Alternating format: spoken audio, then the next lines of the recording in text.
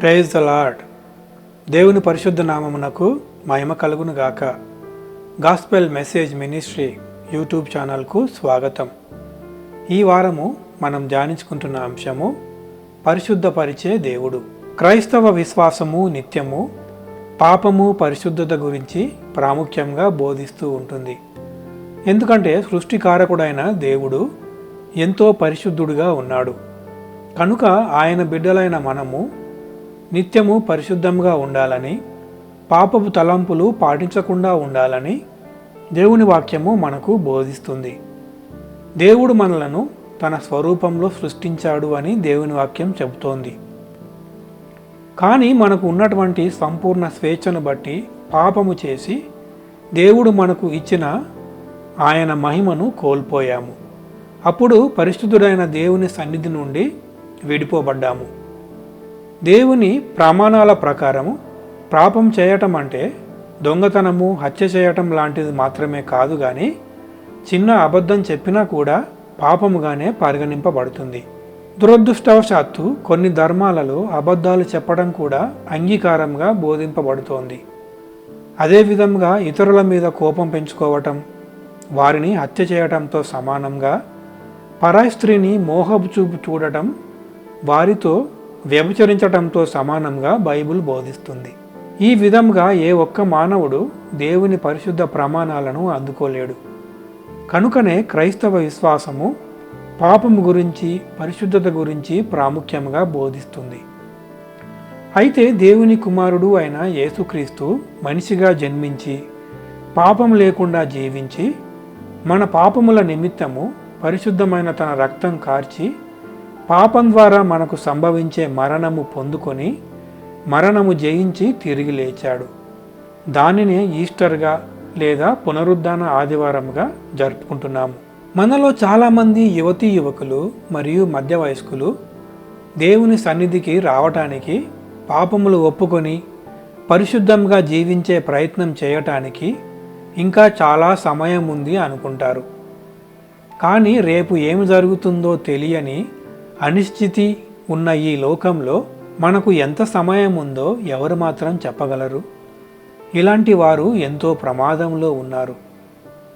అయితే మరికొంతమంది దేవుని దగ్గరికి రావటానికి ఇష్టపడతారు, కానీ తమకు ఉన్న చెడు అలవాట్లను బట్టి రాకుండా ఆ అలవాట్లు వదిలేసిన తర్వాత రావాలని వెనకడుగు వేస్తుంటారు.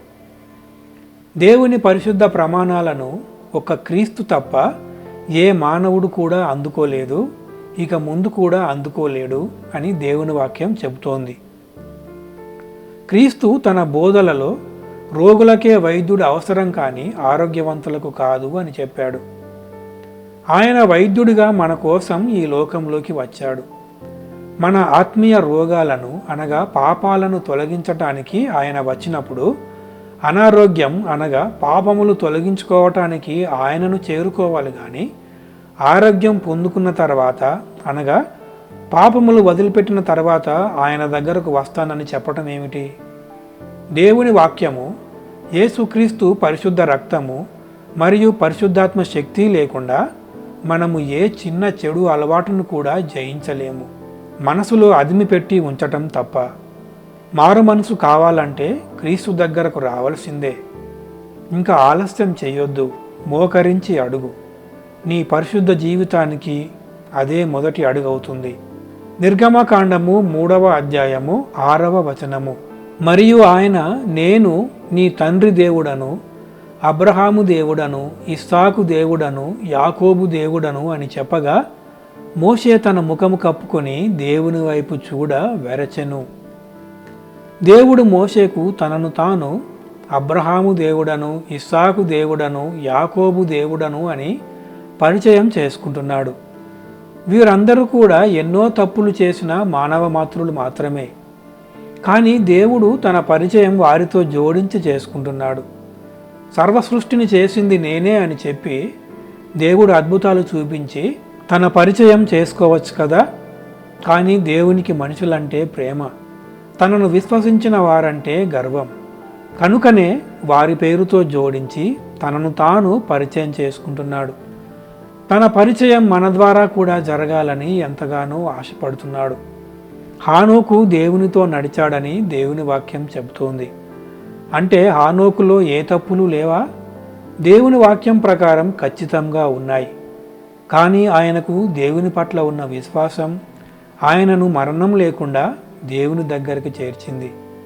యాకోబు గారు రాసిన పత్రిక 4వ అధ్యాయము 8వ వచనము, దేవుని యొద్దకు రండి, అప్పుడు ఆయన మీ యొద్దకు వచ్చును. పాపులారా, మీ చేతులను శుభ్రం చేసుకొనుడి, ద్విమనస్కులారా, మీ హృదయములను పరిశుద్ధపరచుకొనుడి. క్రీస్తు సహోదరుడైన యాకోబు గారు, పాపులైన ప్రతి ఒక్కరూ దేవుని యొద్దకు వస్తే ఆయన మీ యొద్దకు వస్తాడు అని చెప్తున్నాడు. అప్పుడు మీ చేతులను శుభ్రంగా చేసుకొనుడి అని పిలుపునిస్తున్నారు. అలాగే ద్విమనస్కులారా, మీ హృదయములను పరిశుద్ధపరచుకొనుడి అని సూచిస్తున్నారు. ఈ యాకోబు గారు ఒకప్పుడు యేసయ్యను పిచ్చిపట్టిన వాడని చెప్పి ఆయనను పట్టుకోబోయిన వారిలో ఒకడు అని దేవుని వాక్యంలో చూడవచ్చు. కానీ క్రీస్తు మరణం పునరుద్ధానము చూసిన తర్వాత ఆయన విశ్వాసిగా మారిపోయాడు. పాపి అయిన తనను పరిశుద్ధపరిచింది క్రీస్తు శిలువ మరణమే అని గుర్తించాడు. కనుకనే మనకు కూడా బోధిస్తున్నాడు. అలాగే క్రీస్తు విశ్వాసులైన వారు ద్వంద్వ మనసును మానుకొని హృదయములను దేవుని యొద్ద పరిశుద్ధపరచుకోవాలని ప్రోత్సహిస్తున్నాడు. మన పాపపు బ్రతుకులను శుభ్రం చేసి మన హృదయాలను పరిశుద్ధపరిచేది ప్రభువైన క్రీస్తు మాత్రమే. కనుక ఏ పరిస్థితిలో మనం ఉన్నా ఆయన దగ్గరకు రావటమే మనం చేయవలసింది. తీతుకు రాసిన పత్రిక 3వ అధ్యాయము 5వ వచనము, మనము నీతిని అనుసరించి చేసిన క్రియల మూలముగా కాక తన కనికరం చొప్పుననే పునర్జన్మ సంబంధమైన స్నానం ద్వారాను పరిశుద్ధాత్మ మనకు నూతన స్వభావము కలగజేయుట ద్వారాను మనలను రక్షించెను. ప్రియమైన సహోదరి సహోదరుడా, తన ఆత్మీయ కుమారుడైన తీతుకు పౌలు గారు రాసిన లేఖలో ఏమని రాస్తున్నాడు చూడండి. మనం పాటించే నీతి క్రియలను బట్టి కాకుండా కేవలము దేవుని కనికరం చేత మనము రక్షించబడ్డాము అని చెబుతున్నాడు. నీలో పాపపు క్రియలు ఉన్నాయని, చెడు అలవాట్లు పాటిస్తున్నానని దేవునికి దూరంగా ఉంటున్నావా? దేవుడు నీ కోసం ఎదురు చూస్తున్నాడు. నిన్ను ఎప్పుడెప్పుడు పరిశుద్ధపరిచి తన బిడ్డగా మార్చుకోవాలా అని తపన పడుతున్నాడు. క్రీస్తు మీద విశ్వాసం ఉంచి బాప్తిస్మం తీసుకుని పరిశుద్ధాత్మను పొందుకోవటం ద్వారా మన చెడు అలవాట్లు జయించే శక్తిని మనకు దేవుడే ఇస్తాడు. క్రీస్తు మనకు ఇచ్చే ఆదరణకర్త పరిశుద్ధాత్మ మనకు నూతన స్వభావం కలిగిస్తాడు. అప్పుడు మన పాపపు జీవితం మారిపోయి పరిశుద్ధపరచబడుతుంది. ఆ విధంగా దేవుడు నిన్ను పరిశుద్ధపరుస్తాడు. కేవలం నువ్వు విశ్వాసం చూపి ఆయనతో సాంగత్యం చేస్తే చాలు. అంటే ఏమిటి? ప్రతిరోజు ప్రార్థన, దేవుని వాక్య ధ్యానము, పరిశుద్ధాత్మ ప్రేరణను అంగీకరించటం. ఈ ప్రయత్నంలో పడిపోయినా పర్వాలేదు, మరలా లేచిరా. ఏ మనుషుడు కూడా సంపూర్ణ పరిశుద్ధుడు కాలేదు. దేవుని కృపచేతనే వారు రక్షించబడ్డారు. కానీ మొక్కవోని విశ్వాసం వారి సొంతం. అదే నీ ఆయుధం కావాలి. కొంతమందికైనా దేవుని పరిచయం నీతో జరగాలి.